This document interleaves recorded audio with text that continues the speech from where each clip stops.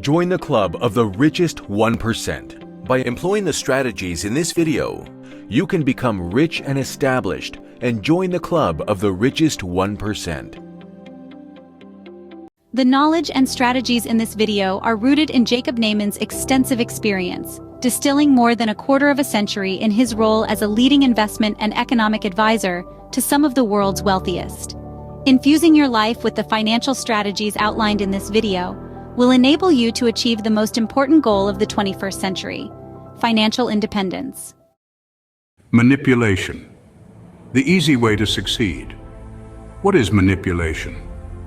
Manipulation is the use of unfair means of deception to influence, exploit, and control people's minds and eventually actions. The manipulator's main goal is to achieve their clandestine desires and goals, even at the expense of others. Manipulation gives the manipulated person a false sense that they are acting of their own free will. They are unaware that they are victims of manipulation. Why is manipulation the weapon of choice in the 21st century? When individuals or entities use illegal means to force their desires and goals on others, their actions violate criminal law.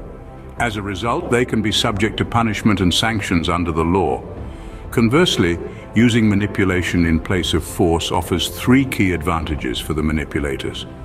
First, manipulation is very effective. It creates quick results in a short time frame.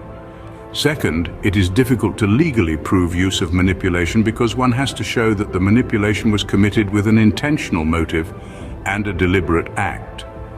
Third, in the rare cases when the act of manipulation is supported with sufficient evidence, it's not often considered a criminal action that violates the law. Let's demonstrate vividly what manipulation is. The guy with the Ferrari. A man meets a woman, and for their first date he arrives on the scene in a Ferrari. Sporting a genuine Rolex and accompanied by a giant bodyguard, he invites his new love interest to a romantic dinner on his private yacht. He informs the woman that his last name is connected to that of a very rich and famous family of billionaires. Therefore, the woman gets the impression that the man himself is also very wealthy. For their second date, he invites her to fly with him in his private jet to a restaurant in Paris. At this stage, the woman is fully convinced that he is affluent and well-established. After several weeks of romantic interactions, the woman feels a deep mental and emotional connection to the man. It's at this time that he kindly says to her, "I have a temporary cash problem. Please help me." Then, acting of her own free will without any force or threat, she transfers her life savings, $700,000, to his bank account. She also wrongly assumes, because she perceives him as wealthy, that the risk she takes by giving him her life savings is inconsequential, or worse, that there is no risk at all.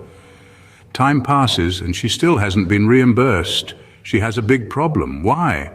Because it was her choice to transfer the money to the Ferrari guy. He, of course, would have told her, "I will repay you." In most countries, when the woman approaches the police to report the man, they will tell her that they cannot help her because his actions are not considered criminal. They will say that it's a matter of civil conflict. In this case, we see how, through immoral manipulation without any threat of violence or force, the Ferrari guy took the woman's life savings, all while escaping punishment.